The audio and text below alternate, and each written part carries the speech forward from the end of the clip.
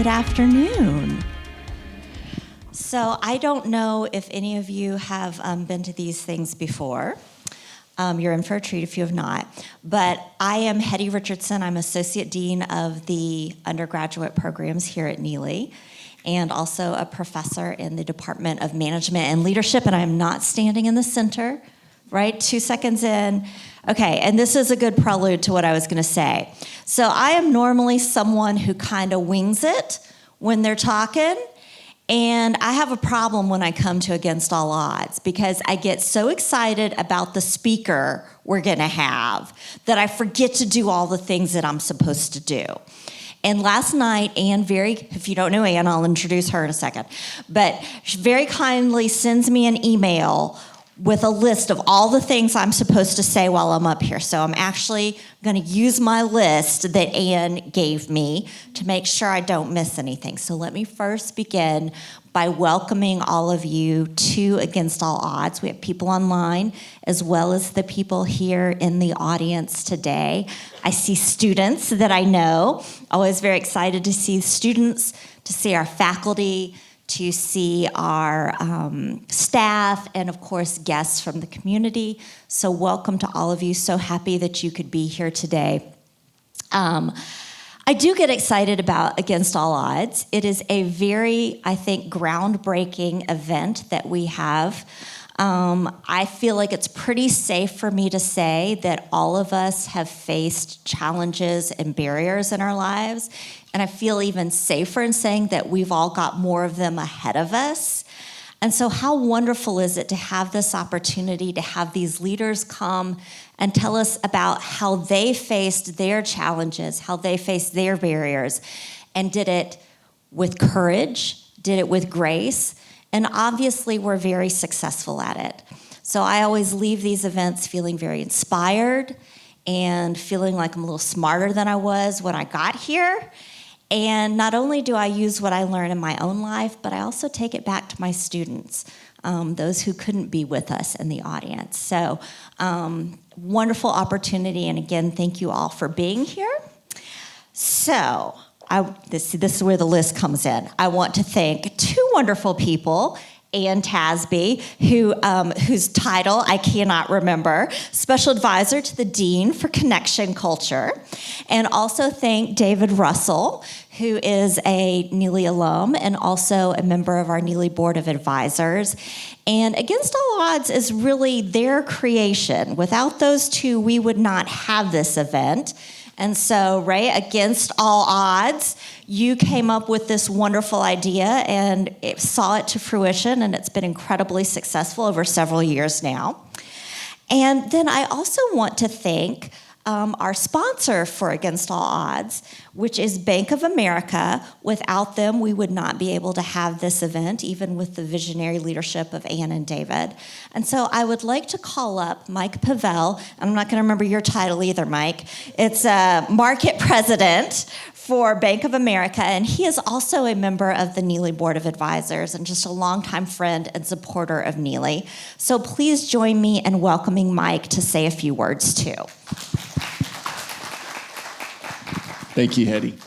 And I got to, first of all, just acknowledge that all of you are here because it's 71 degrees and beautiful out there. So I don't know if it's grit that brought you here or just a strong sense of intentionality that you want to be here and be a part of this, but you should be commended for that. I've been out at Main Street Arts Festival all day, which is why I'm in the casual attire. So I can attest it's a beautiful day, but you are exactly where you need to be today, and you're in store for a great treat listening to Anthony and hearing his story. And the reason why this is important to Bank of America is that, as Hetty mentioned, stories of grit, stories of overcoming obstacles, that's really what inspires all of us to do more, to reach for more, to overcome and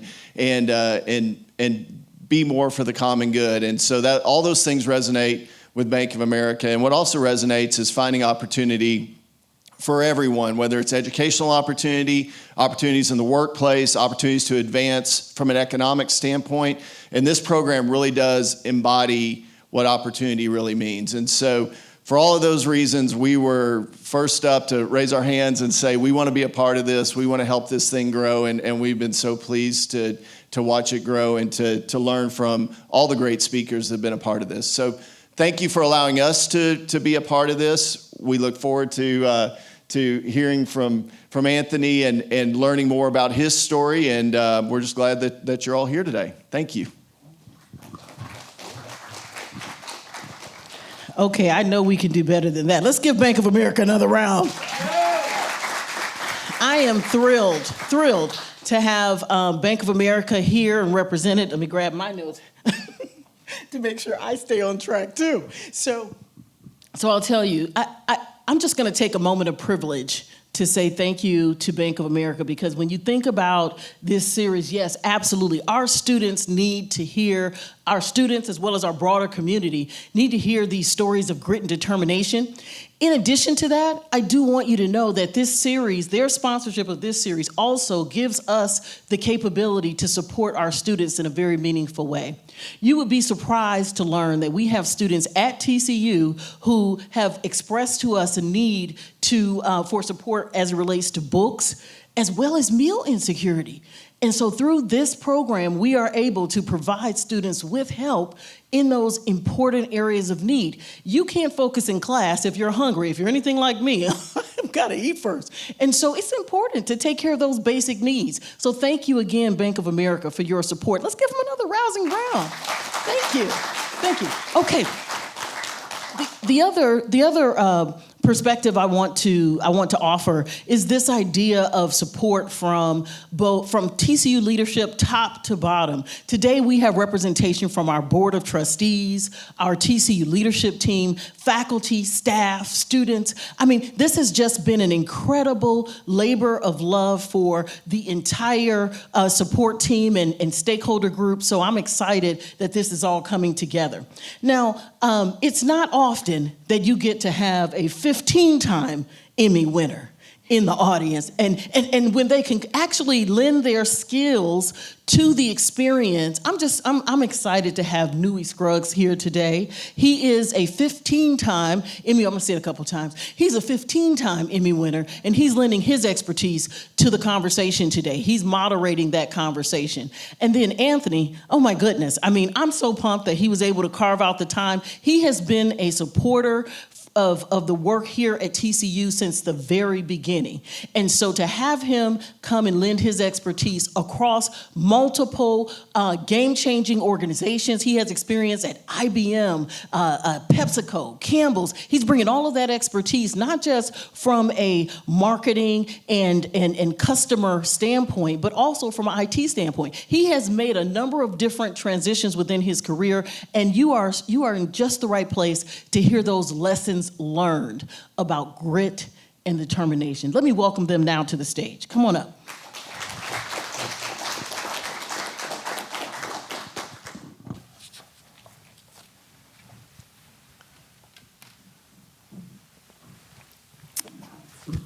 Woohoo! Okay. First off, Ann Tasby, thank you. I am a 2023 Neeley graduate from the EMBA program, and when you're trying to have a full-time job, you have 3 children, I have 3 daughters, I don't know how to make a man, which means they all need attention, and just the rigors of trying to do that schoolwork, there was a point in time that it was a lot. Ann Tasby, you opened up your office to help me out with the financial accounting that I surely could not get and do. So thank you. Hetty, thank you. For years, the avatar on my LinkedIn page was a photo of Hetty, who was the interim dean at the time, and Dr. Suzanne Carter, who was the head of the MBA program, with the hooding ceremony, with the top 10 moments of my life. Wow. It was it. So thank you all for having me back here. Anthony Kiles is sensational. You are in for a treat, and I am so thankful that you are here and that you're giving us your time and your wisdom. And for the students, if you don't have a notepad, does anybody need a notepad? I got one down here if you need to take, because I'm telling you right now, do not leave here and not take some notes. So it's a free notepad right down there. Go get it, because he already gave some students up there some wisdom. So take this wisdom. You've paid for this, okay? Your tuition, you paid for it. Don't leave here and don't not take some notes and share it with somebody else. So free notepad right there, go take it. Man, thank you for being here. Oh, man. So as we get this microphone, one person who's not here, and I want you to share a story about this gentleman. He recently passed away. His name's Ron Parker. Ron Parker played football here. Ron Parker was a board of trustee member here. Ron Parker was someone who cared about me. Ron Parker was someone who cared about so many of us. He cared about this program against all odds. Yeah, I was, for the mic problem, Neeley, and thanks so much for the introduction and the congratulations again, it's 15 years, Emmy Award winner. Hands one more time for this man. Thank you to all of you who are here. It doesn't come without the humbleness to say I feel honored to be in your presence because you didn't have to come here. As you said, it was great weather outside. You could have kept on walking, so we do appreciate it. Ron Parker, I wouldn't be at this series if it wasn't for Mr. Parker.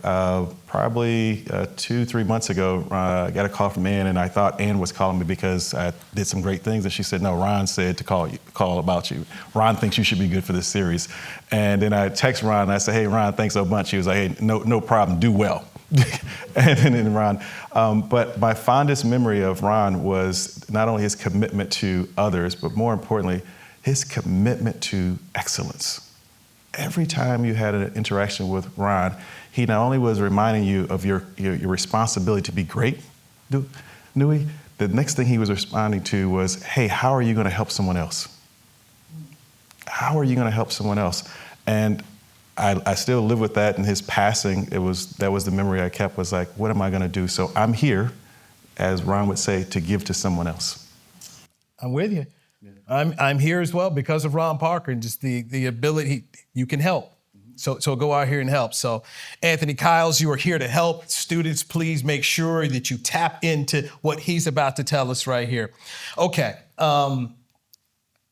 You are and I want to make sure I take time, it is the Chief Customer Officer over at Campbell's. Yeah. I'm a little disappointed because I love chicken and stars. You ain't brought nothing. I didn't bring the stars, but I got some chicken noodle. Chicken noodle's good. You know I actually travel with cans?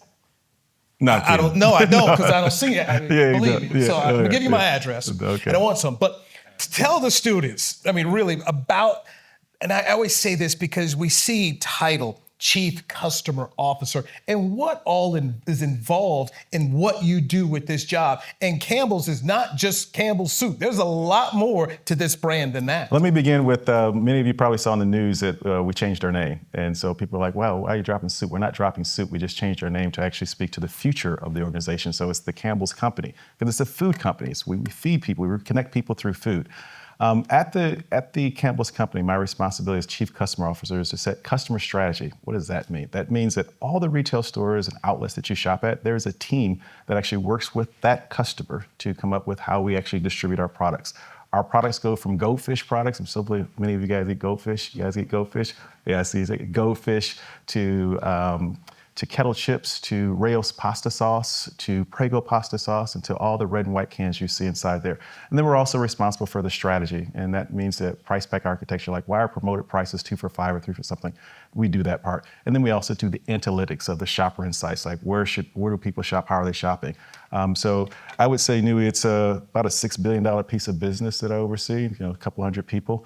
But it's the people that are the machine to the business, and the products. We've been around 153 years at Campbell's. And so for a lot of years, a lot of generations, people have actually been eating the products. So Anthony Kiles, you mentioned a whole bunch of brands that I eat all the time here. So Campbell's is not located here in Texas where you live. So tell people more, Mr. Kiles, about having a job and being a commuter and working this job. Yeah, that question is loaded. Most of us, I think many of you guys, as you graduate, you would like to actually be where your job is. In some situations, your job may not actually be applicable to do that. My job actually is in Camden, New Jersey. That's where our headquarters is. I commute Tuesday through Thursday, so I fly out on Mondays and I come back on Fridays. It's a commitment. It's a lot. It's a sacrifice. My wife's in the crowd on my family. As you go through these journeys, some of the grit and determination comes down to the choices you make for the career. Every choice normally has some type of sacrifice. But you have to manage those sacrifices. And I think my wife and I, we've done a pretty good job. She'll probably tell you it's a little bit harder on her than it is me. Mentally it's hard on me, her with the boys, it's a lot. But as you move up, remember, you're going to make sacrifice and choices. It is a part of being against all odds. It is. I talked to your wife beforehand, and she said it was cold up there. She wanted to stay right on here, and she's seeing you back on that flight. Yeah, that's the unedited version. That is the unedited version. Yeah, we went out and visited, and she said my wife was born in Georgia, and so Sunshine is her friend. And we went and visited, looked for homes in Philadelphia, New Jersey, and it was gray. It was gray, and Texas was sunny. So sunny versus gray, you know exactly which one won, sunny. I understand 100%. I was telling you, my mother my dad was in the military. Yes. And I remember they gave him orders to go to Germany. We stayed in North Carolina. Really? Yes. Wow. He went to Germany. We stayed in North Carolina. She'd already done Germany twice. Yeah. She already done Germany once. Yeah. She wasn't doing it twice. I was born there. So I understand 100%. Oh, positively. We lived in Yeah, Georgia forever. Named our daughter Savannah after the city we lived in. So. Oh, really? Oh, yeah. Yeah, we don't have any Austins in our house. We got a Blake and a Landon. we didn't go that deep, but we like Texas. Yes, clearly. All right. The series is called Against All Odds. Yeah. And so when you hear the term and when Ann gave you the phone call to say, hey, let's come in here and let's talk about this, what did hit you? Some people, when they see it, some people see it and they automatically tense up because it just feels like it's going to be hard. I see Against All Odds just the opposite. I see it as an opportunity. I see it as a clear opportunity to say, it gives me the opportunity to do something someone's never done before, or the opportunity to work with someone to make something that's never happened before. Because the word odds itself just is that. There's a possibility. And so you just have to have a competitive mindset to say, can you make that happen? So that right there tells me you're an optimist. Always. Absolutely. I don't enter into any situation without thinking that it's possible for me to be successful. It's not my mindset to believe that it's not possible. So tell me a story about your first job in which you had the Against All Odds sitting right there and you used that Anthony Kyle's optimism. Yeah. I tell you what, have you guys ever driven down the road and seen a person with the sign twirling or the sign or someone dressed up and you have wonder like who would actually choose to do that and why would they choose to do that? Anyone ever wonder that? Those people have feelings. They do. Those people have feelings. Those people look like me when the costume comes off. My first career job was I worked at a restaurant, the chickens, and we sold fried chicken, we sold biscuits, and we sold Sunday dinners. And my first job was out there on the streets in a chicken outfit, waving at people, trying to get them to come into the restaurant. And as you walk by and as you guys are laughing, I was thinking every hot day, one day I'm gonna get out this suit, one day I'm gonna be somebody. And of course, people look at you like, yeah, that's not gonna happen. You are who you are, this is gonna be your life. And I was like, no. And so Neeley, one day I just couldn't take it. And then I was and this literally was, I was a sophomore. So any sophomores, hands up, any sophomores? I was a sophomore in college. And I said, one day I was driving down the street and I had a polyester suit with a name badge that said Tony, and I said, life has to be better than this. There has to be something. I'm not going to college to be in this outfit. I'm gonna do something different. I look across the street at a stop sign, and across the street there were people dressed up, nice suits, nice cars, and I looked at the building said IBM. I said, wow, I wonder if I could work there.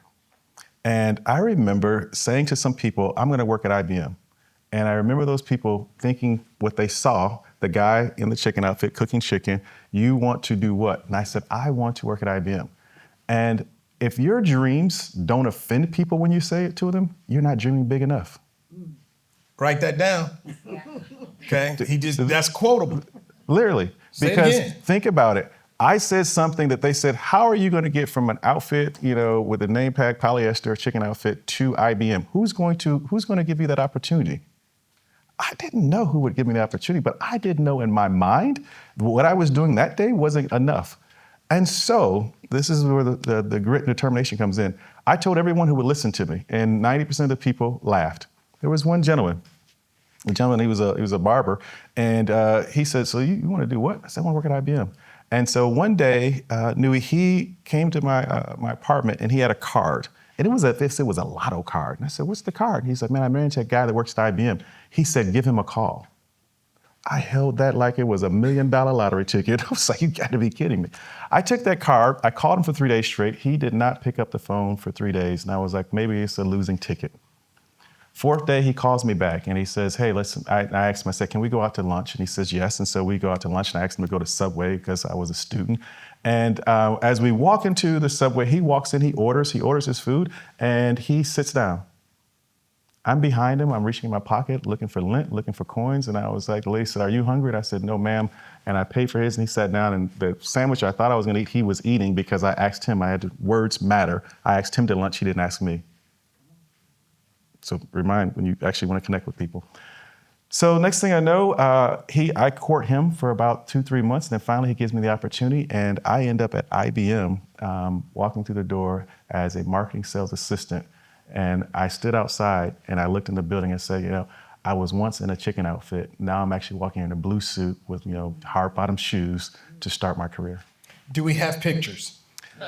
No, my wife has asked about that many times, but if you just type in Google, you know, chicken man on street, it's not, that might be me in Michigan. Yeah. Say that one more time. If your dreams aren't big, that's cool. If your dreams don't offend someone, they're not big enough. Okay, so that's the one. Mm-hmm. Second one, take them to coffee. Don't do sandwiches. Say coffee. You do coffee. Coffee can save some money. Yeah. Coffee, $3-5 right there. Yeah, so exactly. don't do sandwiches. Yeah. I'll take you to coffee. Coffee absolutely. or tea. Okay. Absolutely. There we go.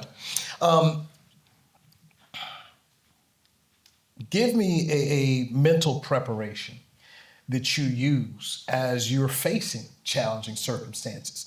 I know in your business, when they're changing different brands and strategies, you gave me a great example about syrup that I had no idea about the company.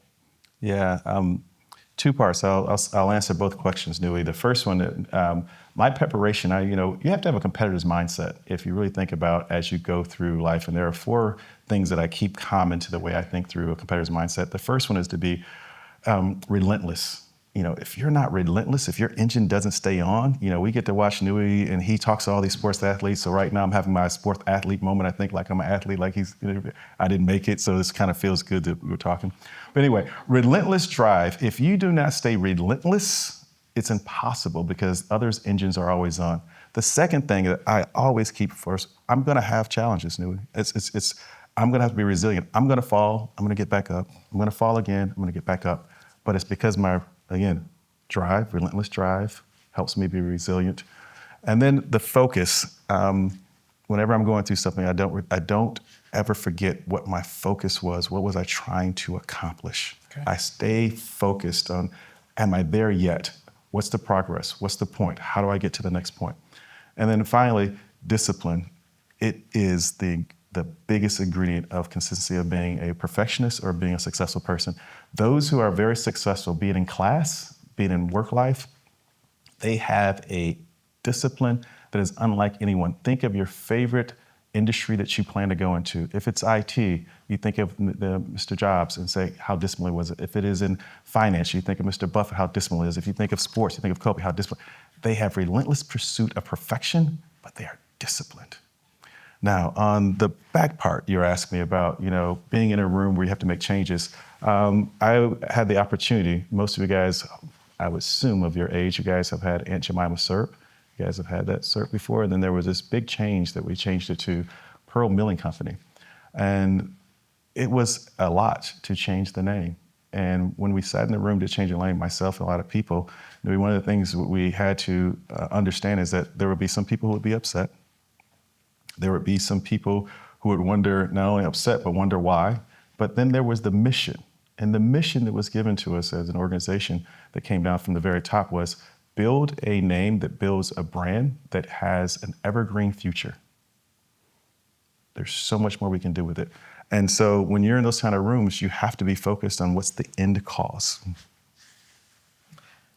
Forever and a day, Aunt Jemima syrup was just, it was on the kitchen table. It was like that one, Mrs. Butterworth, and then my parents were from Alabama, so it was this old thick molasses type thing. I don't know the name of it, but I still see it. Alligator. Okay, there it is. And we made the biscuits and syrup in there. So yeah. And all of a sudden one day I look up, it says Pearl Milling Company, and she's going. And then it didn't matter to me because I just wanted to eat what I had. That was what I had. Yeah. But you have people who were upset. And part of you and the job that you have is making the connections where you want to do the right thing by customers and still sell a product. That's a challenge. And making sure that in your position of being an African American, that you're able to let people understand, here's how some folks feel about this.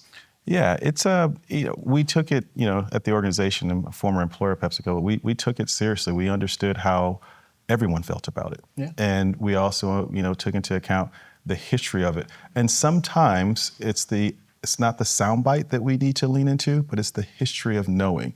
And I think, if you go do the research before you actually lean into anything that you think you know about, once people actually became educated about why we were making the changes and also the history and also some of the assumptions, then people say, okay, I get why you're doing this.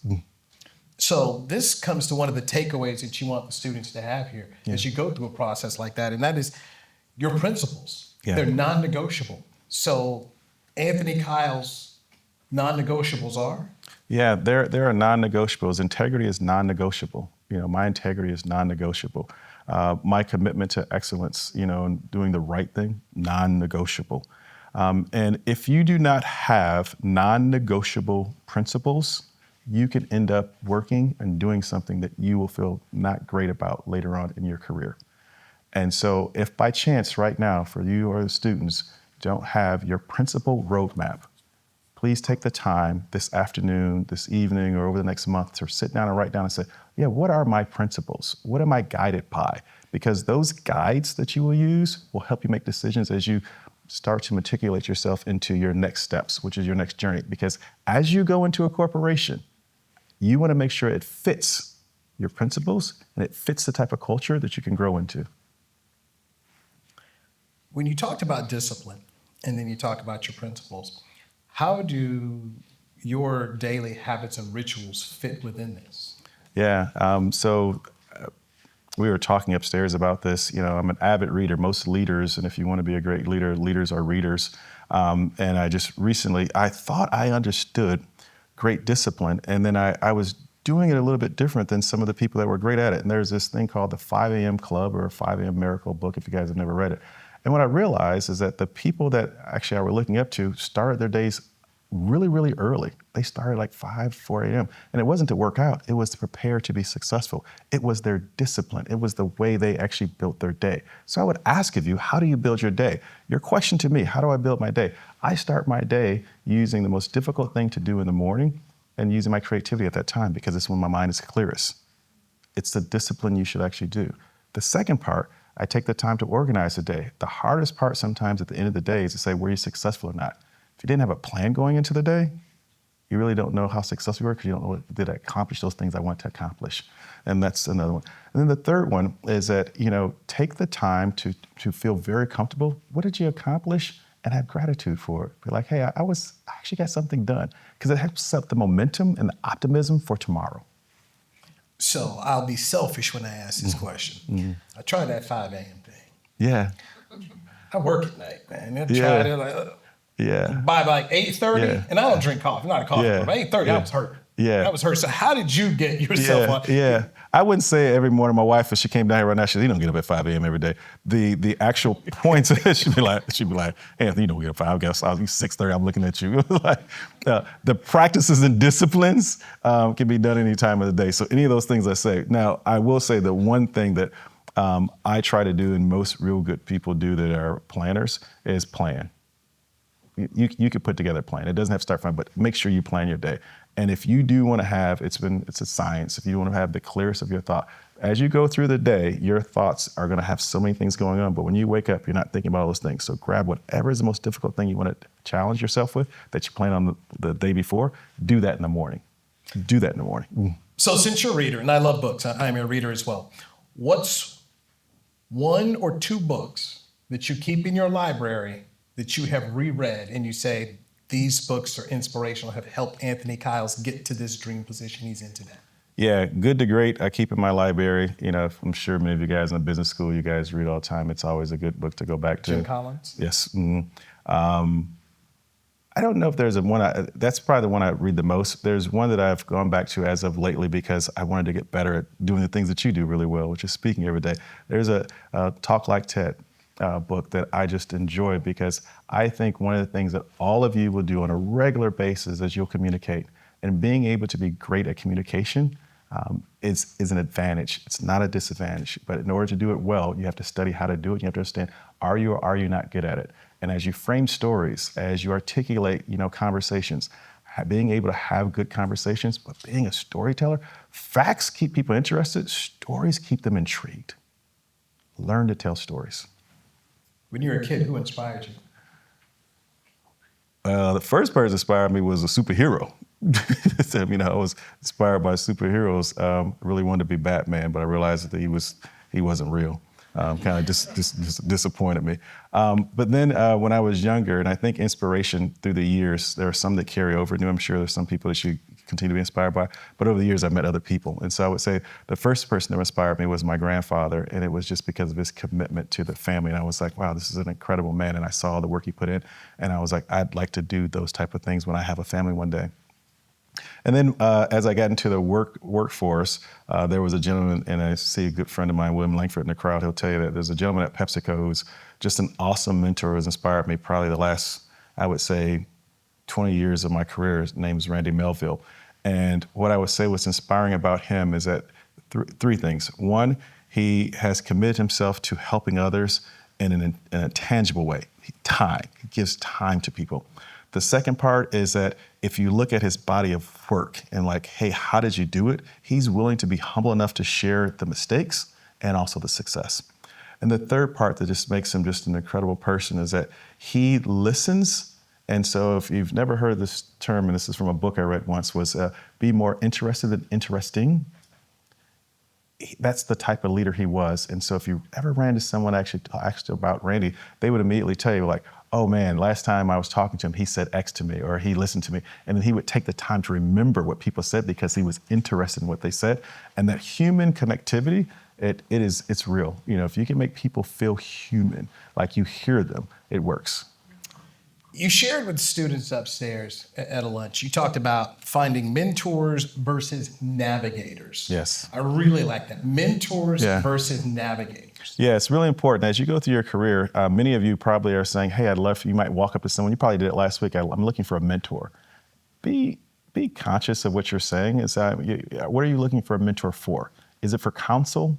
Is it for advice? Is it to tell you the truth? Is it make you self-aware? What is it? Because a mentor is just that. A mentor is not a navigator. A mentor is a person that you talk to that helps you understand things.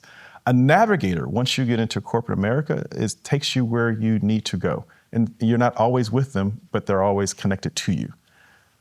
Make sure you find a navigator when you get out of this place, because that navigator will get you to whatever that vision is you have for it. But most people spend their career, I would say a large part of their career, looking for mentors instead of navigators. So you talk about it in one of your takeaways for the students is have a plan and work your plan. And you mentioned Kobe Bryant several times here. Yeah. So I can tell you're a Kobe fan, Yes, the late Kobe Bryant. Yeah. I was fortunate enough to... Are you serious? Yeah. You kept the story from me? I worked in LA when Kobe was there. So when Kobe first got to the Lakers... Did he know you? No. Okay. No, we got to know each other. Okay. So Kobe and Shaq got to the Lakers the same time in '96. They drafted Kobe, and then Shaq comes in. Shaq's my guy. Mega Man. So, yeah, he's a good cue. But Kobe was bald like Michael Jordan. He tried to talk like Michael Jordan. His whole thing was trying to be Jordan. That was it. He wanted to be him. And picked his brain, anybody's brain, because he wanted to, how do I get to this point? He was looking for the mentors and the navigators. Show me this road. Despite his own father being a professional player, Kobe just soaked in all that knowledge. Yeah. How have you gone about your job and your career? Because when you're watching it, for someone like you, when I know when they're talking about Kobe, the Mamba mentality, you followed it and you're like, yeah, I like that guy. Yeah. First of all, I'm impressed that you got to be Kobe because. I'll show you the picture of Kobe and I when we get done. I look like I'm about 300 pounds in it, but yes, I had hair, and he had hair too. It was moments. So when he first got there, he had no hair. Then he got hair, and then it was nappy. And Kobe does not take to ribbing at all. No.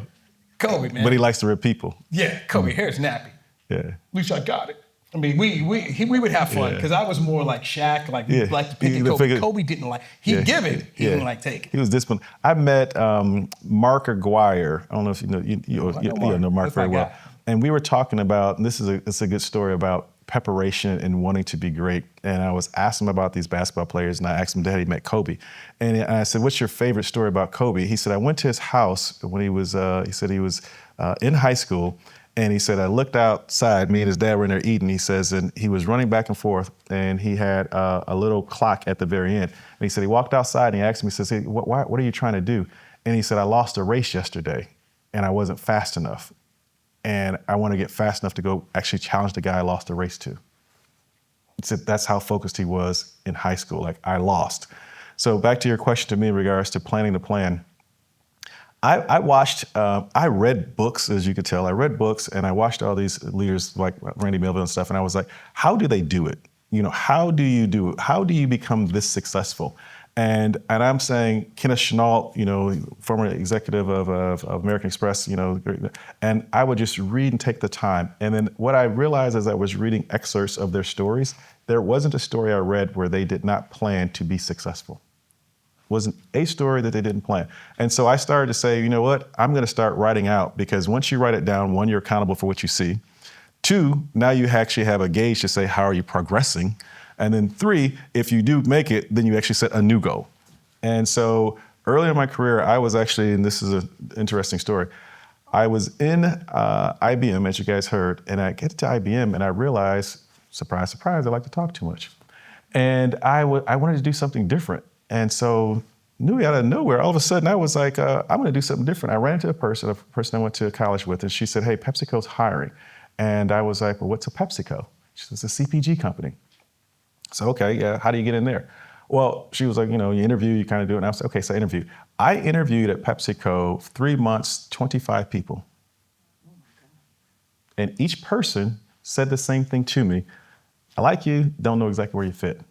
I like you, don't know what you fit. But you know what I did consistently through each one of those interviews? I understood my value. So each conversation, I said the same thing in the conversation. Hi, my name is Anthony Kiles. I'm a great leader. I'm an innovator. I've been trained by IBM. I know how to do these things. If you could teach me how to assimilate it to your organization and teach me how to understand the culture, the feature, function, benefits of your products, I can be successful here too. I made it their responsibility to say they couldn't help me.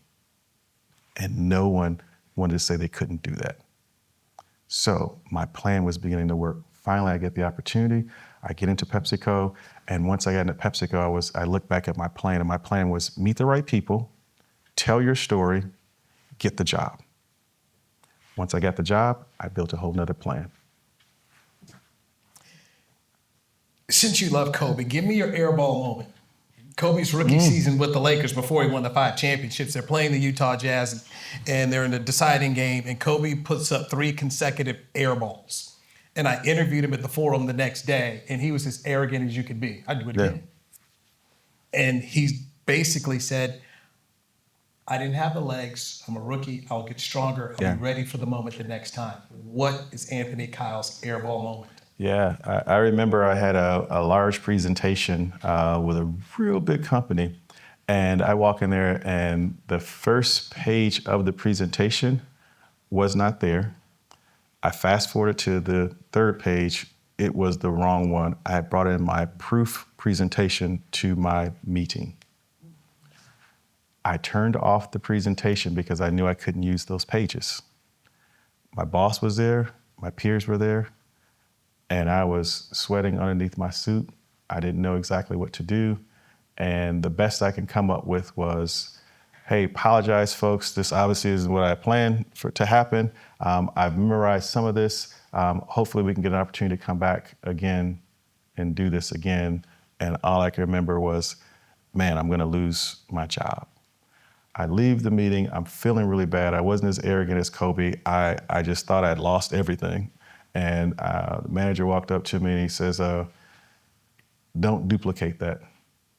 Now you know what it feels like not to be prepared, not to check. make sure you have a checklist. Never want to see that again. And from that point, I never duplicated having a bad presentation again, but I had to have that air ball. If I remember correctly about that Kobe story also, is, and it kind of refers to a great quote from Mr. Nelson Mandela, is that Nelson Mandela basically says, I never lose, I either win or I learn. And that's exactly what Kobe says. No, I learned from this. And so I didn't lose in that situation, but it took me many years to understand that I did win in a different kind of way because I got better. And you spoke about prep work being a big part of your habits and rituals. Yeah. Yeah, preparation, if you don't prepare to win, then you can't win. Flat out. I prepare you and I, and so most people, you see his notes over there, but I was asking him questions to make sure that I was ready for this day. I was on the drive down with my wife speaking in my head, like, what if he asked this, what if he asked that? I, of course, know my own story, but I knew what points and narratives I wanted to make sure if you guys were taking notes and be like, hey, these sound bites.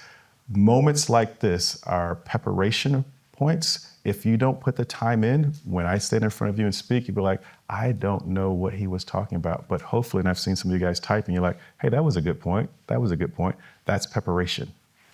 You and I are basically the same age, and a lot of these positions that you and I hold today, when we were growing up, we didn't see a lot of folks like us. Mm-hmm. It was few and far between. Now that you're in this position, how do you give impact to the set of African Americans there, but also all people? Because people are looking at you. Because somewhere along the way, and I'm sure there's someone that's been in your office, because I've had people who've come to me, I didn't think I'd see anyone like you. Yeah, it's a challenge because you would hope that we'd be further along than we were, but it also is an opportunity to show others what's possible for people that look like us. There are many of us that push the agenda, and sometimes you need to have good partners at work, to understand, kind of the agenda.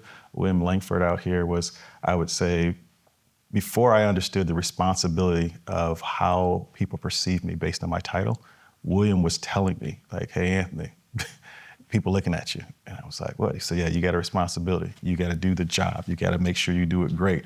And when people aren't looking, you still got to push the agenda, and you still got to make sure. But you also got to bring these people, lift as you climb. Bring some of these people with you, because that's your responsibility. So what I try to do, and I did it upstairs in the room, I always try to find time for anyone who wants to learn to share, but to share with humility, to share the mistakes. Because if I don't share those, I can't accelerate them getting here. And my job is to accelerate them getting here. What's been one or two of the impactful moments that you look back and you say, all right, that was pretty cool? Yeah, I think the first one that comes to mind is that I had a young lady that made it to vice president. And she said to me, she was like, I don't know if you recall this, Mr. Kyle. She says, but I remember coming to your office and you told me to do my best. But she said, but I remember something even more important. You said to be the voice when the people who aren't in the room, be their voice when they're not in the room. And I heard someone say that Anthony was in a room and he spoke of you highly, and he was committed and convicted that you were supposed to have the job. Now, of course, she wasn't supposed to know that, but to her, she got to see that my actions match what I told her. And it made me feel so good. The second one, Neeley, was just a prideful moment. I remember I was coming up in the ranks, and I got to walk into a room. I walked into a room, and as I'm walking into the room, someone said, "Are you Anthony Kiles?" And I said, "Yeah." And they were like, "Hey, I've always wanted to meet you." And I said, "Why?" And they said, "Well, I wanted to meet you because you said something one time in a meeting." And I said, "What that?" They said, "You told me to manage my sound bites of my career." And I was like, what do you mean? They were like, I forget the word they told. And I said, "How'd that help?" They said, "I got the job." And I said, "That's awesome. That's awesome." Now, mind you, people like you and I've seen you too, we say a lot of things, we don't remember what we always say. We just don't. We probably won't remember all this, but I remember that moment. So those are my two favorite moments. What's the next thing that you want to check off on your list? You've done some stuff in your life now. Wow. From the chicken outfit, the brother in the chicken outfit.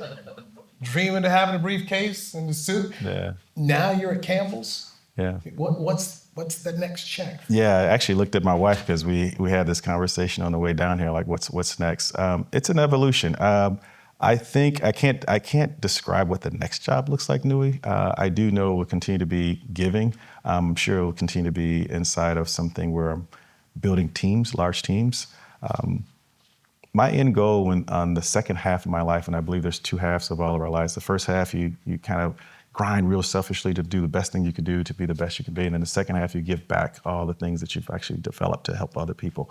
And I believe this next chapter of my life will be just that. I'll be doing more of this and some capacity. That's my next chapter. How do you relax? How do you have fun? This is good. This is good. I see Mark. I got some fraternity brothers up here. I know you're one of them. I relax by watching TV, but my wife will tell you I still haven't learned that.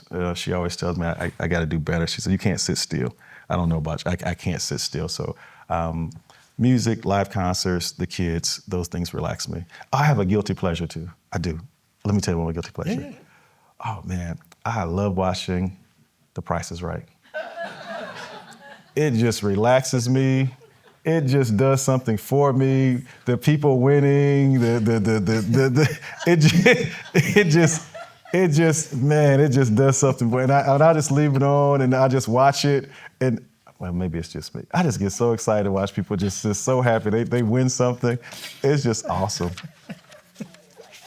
Yeah, brother said Price is Right. I was expecting something good, you know. I would like watching horror movies and documentaries. He said, Bob Barker, come on now. Yeah, Okay. It is absolutely awesome. It's there's something about, it's just me, man. I just love, it goes back to you asked me very early.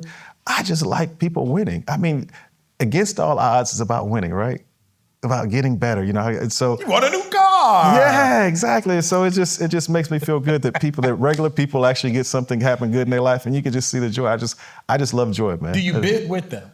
Yeah, me and my kids and family, we go around the house. We was like, that's $200, $500, through something. And then we, oh, you're wrong, you're right, I'm right. Yeah, so yeah, we do. And so yeah, I get all into it. It's my guilty pleasure. It does. Your favorite concert you ever went to? This is awesome. I am a Prince fan.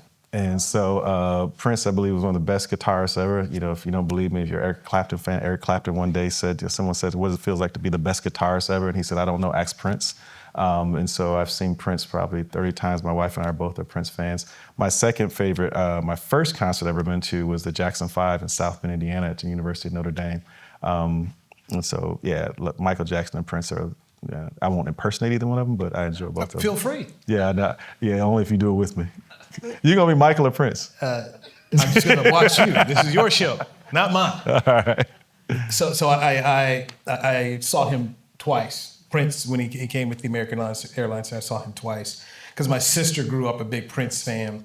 So between Luther Vandross and Prince, these two guys that I used to hear a lot of, that I've become fans of, that I wasn't at first because they liked it. Oh, yeah. And became... Luther is a real deal. I took a picture with Luther once just to send it to my mom because I said, I mean, at the time, you're 12, 13 years old. You don't want to drive around all day long listening to love songs all day long. Yeah. I wanted to hear Run DMC. Your heart hadn't been broken yet. Right. Hear It Now, I Promise to Love Faithfully. I'm like, again? Yeah. But she loved Luther, got to meet him, did a concert, knew all the songs. Yeah, exactly. Knew all the songs. Yeah. Give me your favorite Prince song. Like, what's one that when you driving with him and he's turning it up and he starts singing, even if it's off key, which is the one? Which is the one? Actually, Adore You is favorite. When my wife and I got married, inside both of our rings, Adore is inside there. The one I sing to myself is one called Strange Relationship. Yeah. Oh yeah, I know that. I know that one very well. Yeah, yes.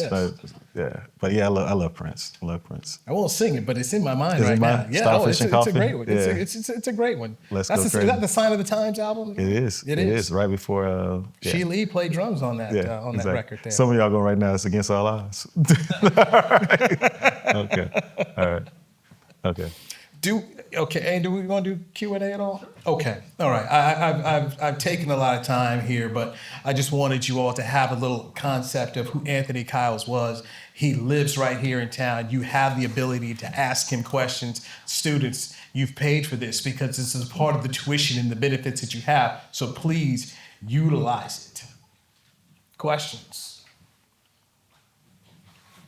And there is a former classmate of mine, Amy Phipps, in the EMBA program in 2020. What is that thing you're carrying? It's a mic. Oh, that's awesome. They could throw it to me, but they're very kind because they know it won't catch it. Okay. Okay, so someone who plans a lot, tell me how you pivot. Because I think that is a make or break. Oh, You can absolutely. make a plan, but if it doesn't come to fruition, which is 90% of the time, what do you do to pivot? And Yeah, that's like day to day and then, big plan. Yeah, I find pivoting. I pivot with patience. So when it happens, when things don't happen as they're supposed to happen, I didn't always. But what I've learned to do is to step back and be like, something was going to happen. So I always say to myself, something's going to happen, and then I say, what am I going to do about it? And once I say what I'm going to do about it, and then I say, do I need people, or is it something I can do myself? And then I build the plan out. But the first part, I didn't always. When pivot happens, I used to get emotional and kind of get like, oh my God, I can't believe it's going to. And I react that way, and I never got too much done because I ended up pausing anyway because I started moving without the plan, and I had to stand still and start all over. Questions, please ask. I got a question. I'm not a student. You don't have the microphone. It's a TCU microphone. As opposed to the presentation, do you have a moment that's like, I did this, I mastered this, like I'm more confident in my role now? Do you have a moment where you felt that?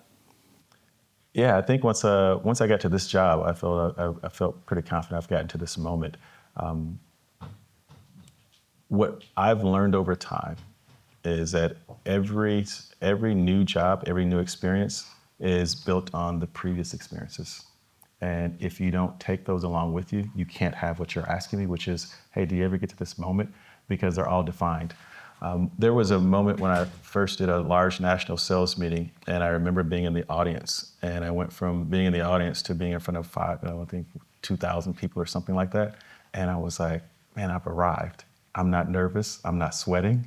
I'm smiling. I'm patient. I've made it. Had that command, control, and confidence there. Gonna bring you the mic. He can catch. His name is Mark.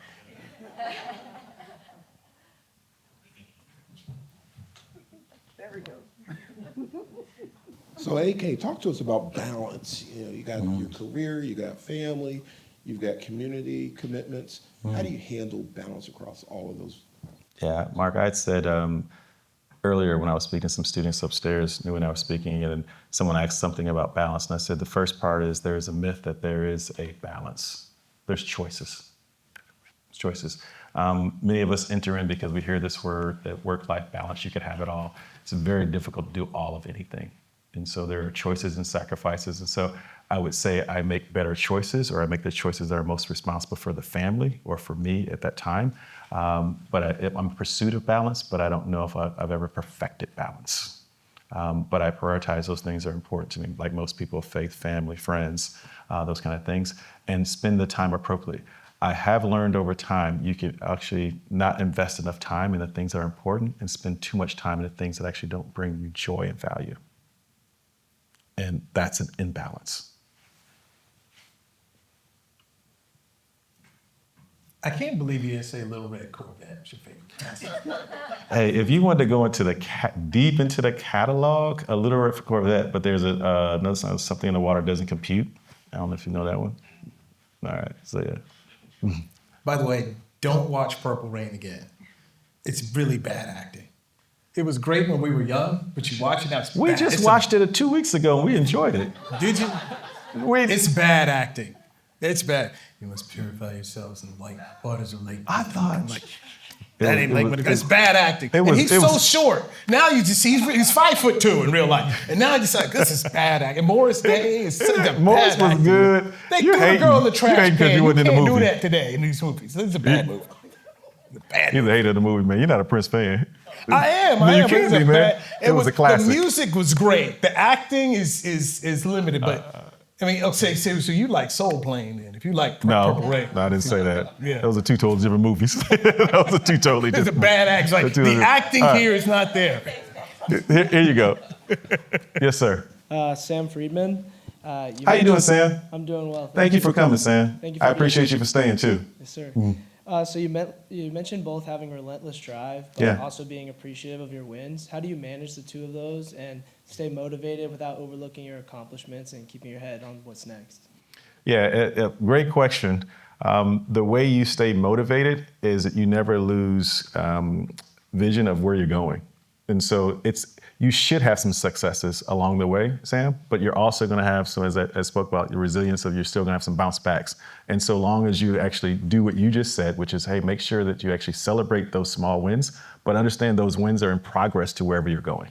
And so for me, I probably don't do enough of the small celebrations because most of us are really hard on ourselves and we don't take the time. So then we don't really feel like we're making progress. And sometimes it's necessary. It's not a matter of not being humble. It's a matter of also saying, hey, I'm making measures or making progress on where I'm headed. And so please don't do what most of us who are really hard on ourselves do. Don't celebrate the small wins. Celebrate the small wins, but understand that they are in progress to wherever you're going. How do you work with team members that you can clearly see sometimes have not bought in? How do you bring them around as a leader? Yeah, the first part about bringing people around who don't want to work the way you want to work is understanding how they worked. So you can't make someone they're not. You have to meet people where they are. And what I've learned over time to building great teams and good teams, the great teams have the individuality that they don't all have to agree. And you don't have to actually buy into what's different about them, but you have to buy into what's different about them, but you don't have to buy in that they may not be this type of person you want them to be. It's okay. I've found people who actually don't want to be on good teams and transition to being on a good team by taking the time to say, what's bothering you? What don't you like? How can you be responsible for actually making us better? And once you make a person who actually is not on the team responsible for building the team, human nature normally says, I don't want to let a large group down. This was fun. And we're out of time. We're out of time. Anthony Kiles, everyone.